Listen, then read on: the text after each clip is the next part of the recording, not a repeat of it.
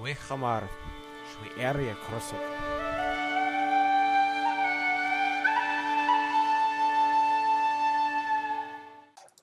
Artenation, everybody. It is me, Patrick O.C., aka Shadowed Descent, and welcome to the latest episode of Walk the Crossroads.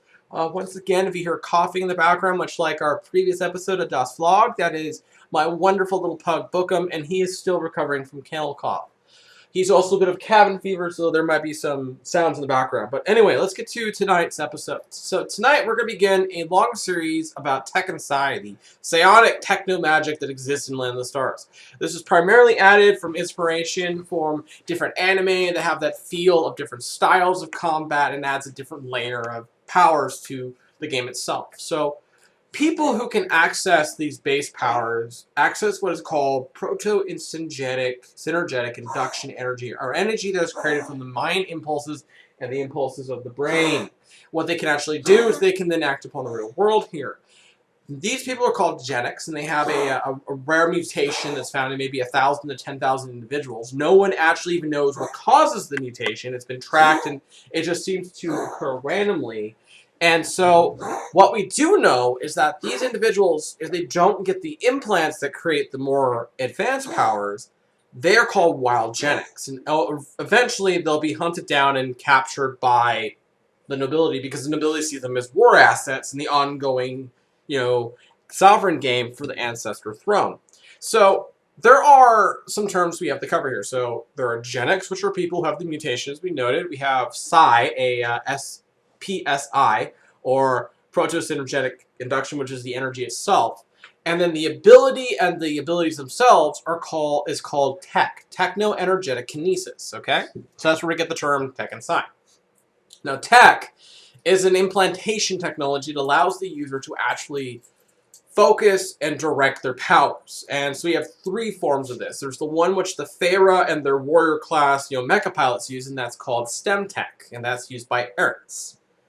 Alright, then the Gwagaruh have their own form, which is known as warp tech, and that is used by their Dwola, their warrior caste people, who pilot the very strange, kind of mutated-looking bone giant-like guys called the Jotun. Finally, there's a group of imperial agents we call the Adjutants, and this is a group of soul-given, of androids that are able to use it via a battery that exists within them. So these three groups then have access to three different manipulation forms, which are known as arts of psi. So basically, the implant is how you are able to summon and control your power, and then the art is how you manipulate it, right? So we have three types. There's thaumaturgy, pyro, and invocation. Thaumaturgy, which is known as the art of miracles, is a power which basically uses a system known as glyphs, and what they use, there are techno-mages. They write these glyphs in the air or on objects, and they're allowed to create what are we called cascades. This is a form of displacement. They're allowed to remove, and they attack from afar. It's very typical mage-like behavior. A Taro or Tarospex is someone who uses a weapon, and what they're doing is their weapon is able to channel the energy directly. So what they're basically doing is they're manipulating it with their weapon, and so they're able to fling fire or channel like an explosion or something like that. Whereas invocation or invokers are able to effectively use martial arts. They use their own body. They have these special implants called lanes, which allow them to fling it. So they're a lot more like benders in a way, and their powers are called auras. Alright, so then we have the usage of psi. So to use psi, a Genic must focus their grimoire, or their art, and mentally reach out to the world around them. As they focus, they build a sense of energy within them, and then carefully are able to direct this feeling. Their implants will then allow them to charge and manipulate the molecular level around them. Those with Dex are able to summon or sling fire from their weapons. Masters of evocation are able to draw ice from their arms and fling it as a deadly missile. All the while, the users of thaumaturgy can use glyphs to create an elemental fire or launch a barrage of stone upon their enemy. Okay, so we have some basic costs and limits to these powers, and this is something I do in all my games and the development of my worlds. I like my systems to have some sort of limitation in what they can do. So psi energy draws upon the life's energy of the Genic in question, which can result in drawing too much energy at once to use one massive ability, draining energy over time using multiple abilities without giving the user time to rest. And if you have your implant damaged, this can cause leakage. And there are some powers which require concentration, and actually, if they're damaged, they leak energy because you're trying to form, and that's something called conjuration, which is the ability to form energy constructs. So these are how one reaches the limitation, and this is like what's called Psi-burn. And the limit a Genic is able to use to melee the power of Psi is relative to their bodily stamina. As Psi is drawn, it creates a numbing pain that spreads from their extremities inwards towards their internal organs. This is called chilling. When someone draws far too much, they can feel a bone-deep fatigue, which is called Psi-burn.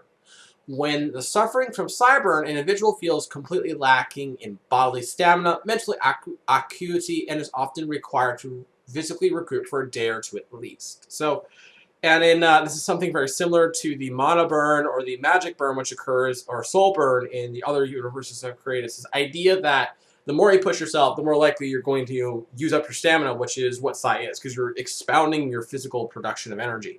So this is kind of what Psi can let a user do. It can manipulate the elements, take control of machines on a limited basis, create nightmares and illusions, discharge electricity to manipulate kinetic force, and to strengthen the one's ability to damage, and to summon powerful holographic effigies in combat. There's a way to do that.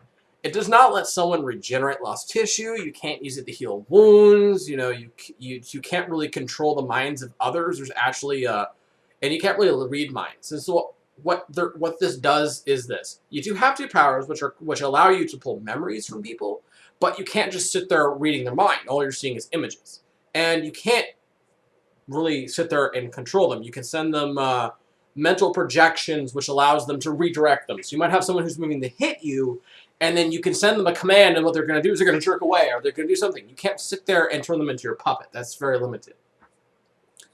And you can only wield two powers at a time, and adjutants can only wield one power because they're very limited by that. So next we have what we call disciplines, and these are the actual powers, and these are basically the categories. So an art is how you manipulate it, and then the discipline is what you're actually manipulating. So we have, overall, we have three actual disciplines. There's elementalism, conjuration, and augury. So power Psi is mysterious itself in many different ways. The arts themselves dictate to how a user directs the power of Psi and how they manipulate the energies, how these energies result in different effects, and the gifts of the user with different powers. Powers give the Genic with a specific ability, such as the power to direct and control fire. However, each art directs this power differently, creating unique expressions of tech prowess. Some of these abilities are shared between the different arts, and some of them are not. Why they are shared is generally debated, like how much knowledge is in the triad. So the thing is, we're trying to emphasize here is that how a Taru Specs wields electrolysis will feel different than how a invoker uses it. So a Taru Specs is going to be someone who's going to be wielding like an axe or a hammer or even a sword or a spear that they can fling and they can charge. Whereas if you're wielding it as an invoker, you're going to be more physical. You're going to be creating like maybe a storm around you. You might be able to create a psi field. And then think about this is that there are a total of 15 different powers in this game. You can only have 2 at a time. So there's many different combinations, and every power has a secondary power. So there's pyrokinesis, the power to generate and direct fire. Then there's summoning, the power to control and different cyber spirits from the sysnet. And you're using creating, you create holograms, physical hologram forms of them using your energy. Then you also have telemancy, which is the power to steal and manipulate information, the memories of the mind. So there's many different powers. So we have elementalism, which is pretty straightforward. That is the power of the summon and can direct the primal elements of the Avalon cluster. And there's many different elements. There's fire, water, earth, air, electricity, sound, gravity, and plant life. So a lot of really cool things you can do with that. And then if you do conjuration, this focuses on the creation of, you have to use an item which is called a regent, but what you're doing is you're focusing your energy in different constructs. And there's summoning, which allows you to create, cyber spirits and a few other things. And there's wards, which are physical barriers which you can use to block and absorb damage, which makes you more of a defensive fighter. But then there's sealing, which allows you to do some really crazy things. Like you can restrain people, but you can also you can shatter abilities. You can steal psi power from people. Then you have technomancy, which is the power to remotely hack and control machines with touch to a limited power. You know, telemancy allows you to manipulate memory and the mind discernibility. You know, you have to touch people. And the thing is, again, you can't turn the person into your puppet. You can't be like, I'm mind controlling them. But you can, you know, touch them and fuck with their memory. You can plant memories. You can do other things. With hallucinomancy, you're able to manipulate what they see and they sense. So you can be like, pain. You feel no pain. And then pathomancy is the ability to manipulate how when someone is feeling. So you could come upon a group of enemies and project a berserk rage to one of them and cause them to turn on each other. So there's a lot of really scary things here. And that's all under the power known as augury, which is kind of, it's all in itself. So there's a lot of different combinations here. And the thing is, the creativity comes from the base you choose from. So the different powers. So meta has its own base power, so does everyone else. Adjutants have a base power that is different than that. Then you add on how you manipulate the energy, and then you choose two powers. So there's multiple different combinations alone. So yeah.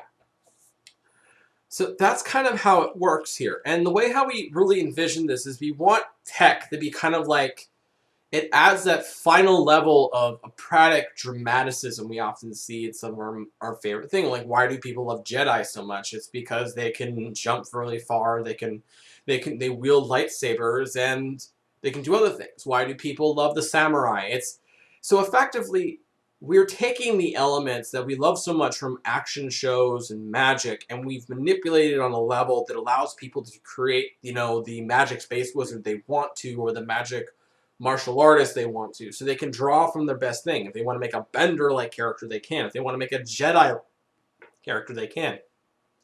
If they want to make a roving paladin that declares themselves in the name of their, you know, like a space marine, they actually can do that. You can be like a librarian, like from the Space Marines, but it's in its own independent level. So there's a lot of different characters you can make here, and that's all we have for today. But next we're going to do a basically an overview of each individual, or a general overview of the different forms of tech, and then we'll move on and talk about the disciplines and the arts and go upon the different powers.